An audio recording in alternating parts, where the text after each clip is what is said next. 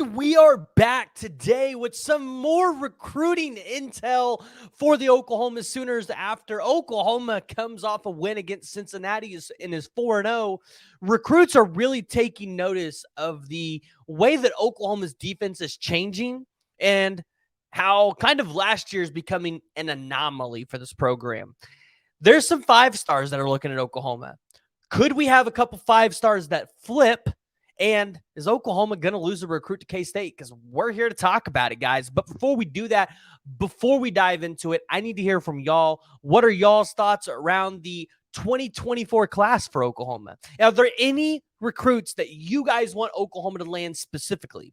Now, if you haven't already, you guys need to hit that like and need to hit that subscribe button because, guys, listen, it takes a little bit for me to make some content like this. Go out there, message people, get some notes. So listen, just do me a quick favor, hit that like and hit the subscribe button. It helps me out and helps me know that you guys like this kind of content so that I can continue to bring it to you. Now, enough of the housekeeping.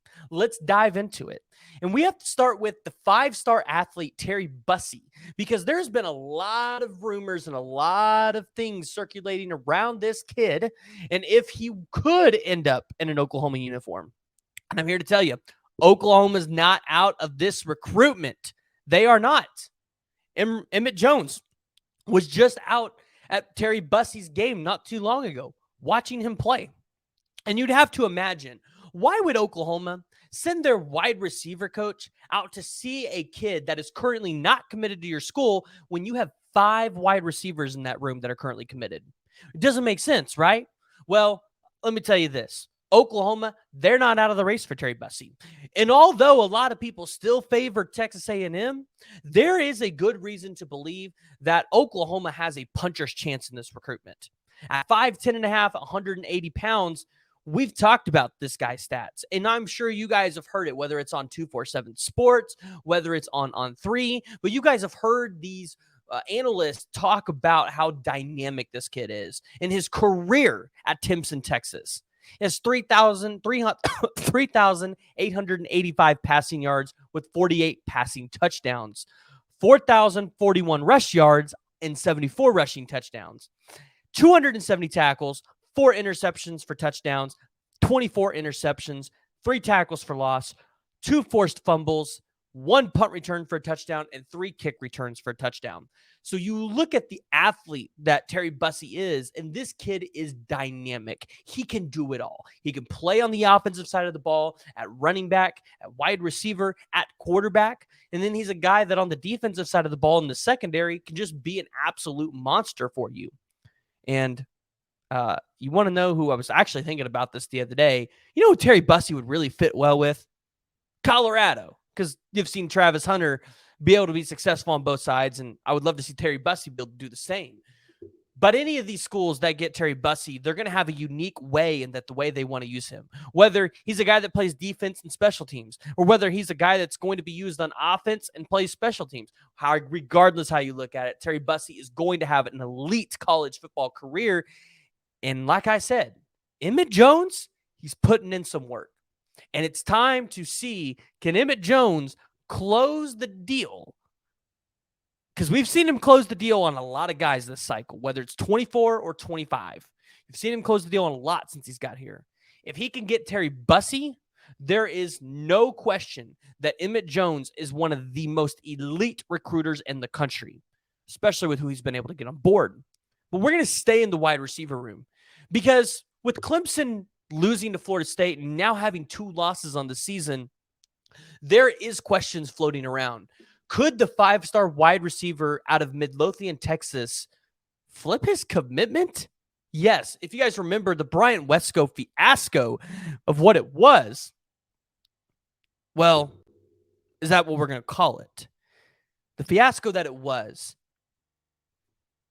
He almost went to TCU. Malcolm Kelly was doing a great job. Garrett Riley goes to Clemson. He takes his visit to Clemson, and he seals the deal that weekend. But OU was believed to have been the favorite here for a while. I'm not saying Oklahoma's going to go out here and flip a guy like Bryant Wesco because, again, if you are Oklahoma, you already have 5 guys committed in this locker room. And yeah, If Terry Bussey wants to come to Oklahoma, you are going to take him. That's going to give you 6. The question is, if a guy like Bryant Wesco decides he wants to flip and come to the University of Oklahoma, where's he going on this roster? Because right now, you've got Zion Kearney, a top 100 player, one of the most elite wide receivers in this class. You have Ivan Carrion, the 6'6", 196-pound wide receiver who I think a lot of us believe will end up playing tight end at Oklahoma. But you got KJ Daniels, who a lot of people believe, when's this dude going to flip? Is this dude going to end up at LSU's class? Because he's from Franklinton, Louisiana. So you would imagine a guy like that, if he gets an offer, would he end up there? Doji Ezukanema. Remember him? A guy that committed late into the night, actually on his unofficial visit. Could that guy end up leaving Oklahoma's class if you get a Bryant Wesco? Or does Oklahoma stick it out with 6 or 7 wide receivers? Only time's going to tell, and it's going to be an interesting story. We'll have to keep our eyes on it. If Oklahoma is able to pull off of a flip of Bryant Wesco and land Terry Bussey, not to mention what you already have in weapons like Taylor Tatum and David Stone, still pursuing other 5-stars, this could end up being one of Oklahoma's, if not their best class in recruiting history. Now, we're going to talk about another 5-star here at the end, but we got to talk about right now the 3-star linebacker, safety, wherever he's being recruited, depends on his position, Michael Boganowski out of Junction City, Kansas. And I got a chance to talk to the Boganowski family here and kind of ask, hey, are you guys planning on coming up for the Iowa State game? When do we expect Michael to announce his commitment? And basically, it was told to me, he says he's on the back end of his commitment. So I would assume probably here in the next month, we're going to hear whether Michael Boganowski is going to be picking Oklahoma or the Kansas State Wildcats. Now, I'm going to say this. They're not able to come up for the Iowa State game, so no need to worry there because it's actually homecoming for Michael Boganowski. So it'd be hard to make it for that game. So he doesn't make it for the Iowa State game. Don't freak out. If Oklahoma is 6-0 after the Texas game, it's going to be really hard for Michael Boganowski to turn that down, I feel like. Now, we got to talk about a guy that got an offer from the University of Oklahoma, and that's Reggie Powers. Reggie Powers is a 4-star safety out of Dayton, Ohio, 6'1", 195 pounds, currently committed to Michigan State. Now, if you all are familiar with this situation, Michigan State fired Mel Tucker. We're not going to get into the reasons. I don't know the whole story. But let's just say Michigan State, they're in a little bit of shambles here. So Oklahoma throws out an offer to Reggie Powers. It sounds like he's going to be coming up to Oklahoma for a visit here pretty quickly. I'm going to say this. I have my own skepticism about this kid. Although it sounds like Oklahoma is definitely going to be in this race and could land a commitment from Reggie Powers. He took 5 visits to Ohio State, 5 visits to Cincinnati, which both of those schools are in his state. And then he took 4 to Pitt. So I would imagine that if Oklahoma is going to fight anybody, if Ohio State and Cincinnati still want this kid, they're going to have a very good shot at getting him. And it's going to be hard to take a kid out of the state of Ohio from Ohio State, especially if Ohio State ends up posting another undefeated, really good season. But Reggie Powers is a top 400 kid in the country, the number 36 overall safety. So I'm going to put it this way. A guy that is strong, he's aggressive, he's got a lot of speed, and you see him be able to help a lot in the run defense. Hey, as a junior, totaled 80 tackles, 8 tackle for loss, 10 pass breakups, 4 forced fumbles, and 2 sacks. Was given an offer by UCLA on the 19th and Oklahoma recently on the 22nd.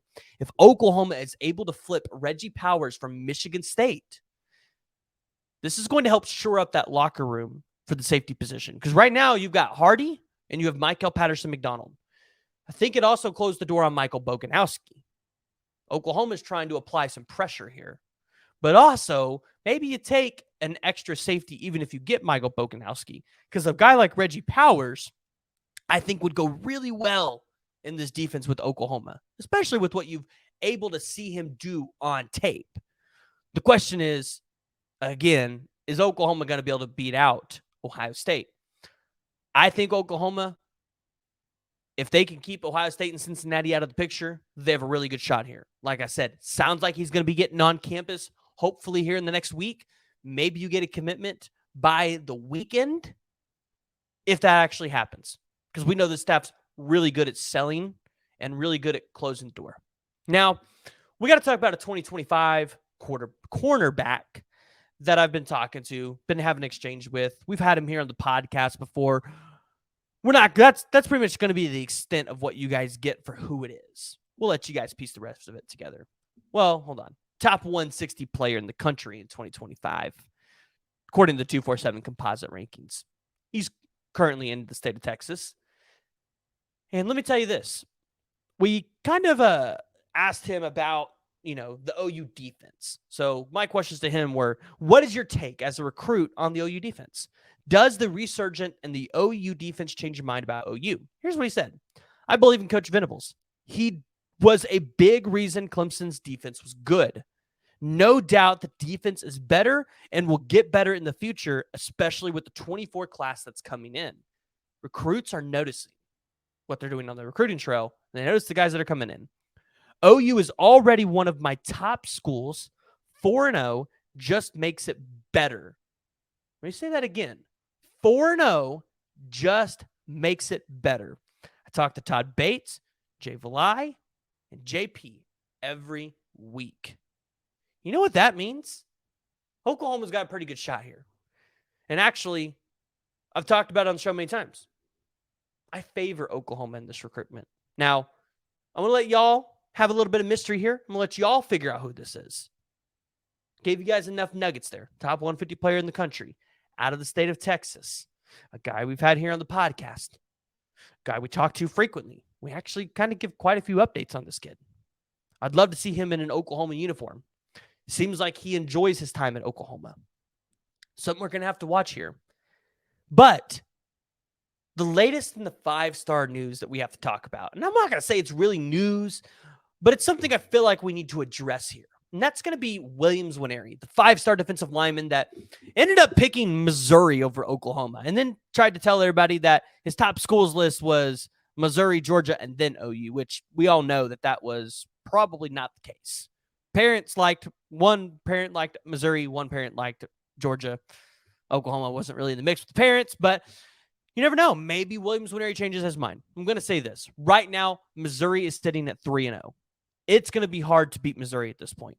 They might be 5-0 by the time LSU comes into Columbia, where they probably lose that game. But the question is, can Missouri get to 7 wins by beating Kentucky, maybe a South Carolina, an Arkansas, somebody like that? I have no idea. But I will say this. Missouri winning definitely not helping Oklahoma's case. And I know a lot of Oklahoma fans really want to flip the dynamic edge rusher at 6'5", 250 pounds out of Lee Summit, Missouri. And it's possible. I mean, maybe Isaiah Mosey commits here towards the end of the season, and it's just too much for Williams Nwaneri to say no. All I know is if Oklahoma gets him on campus, you feel like it's a done deal at that point. Hasn't happened yet. So if you're an Oklahoma fan, you really need to set yourself up for the expectations that flipping Williams Nwaneri, probably not going to happen. Same thing for Sammy Brown. I saw some Sammy Brown stuff floating around the other day. Not going to happen, y'all. Sammy Brown committed to Clemson. He's been going there since he's a kid. I don't feel like those relationships are going to go away just because of one bad season. Wes Goodwin and that staff over there, they do a great job at recruiting, and they're going to continue to do a great job with Sammy Brown.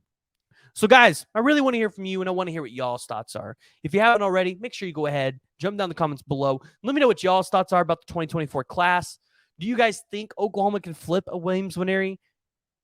Who do you guys think Oklahoma lands at this point? Because we're still waiting on Grant Bricks, Daniel Akinkumi, which if you guys want to see a video on his OV and see what an OV is like, you need to go check that video out. You're waiting on Michael Boganowski. You're waiting on a Jordan Seaton. You're waiting on a Devon Jordan. So, yes, there are other prospects that Oklahoma's waiting on. So the recruiting trail, I would say it could still be hot for Oklahoma.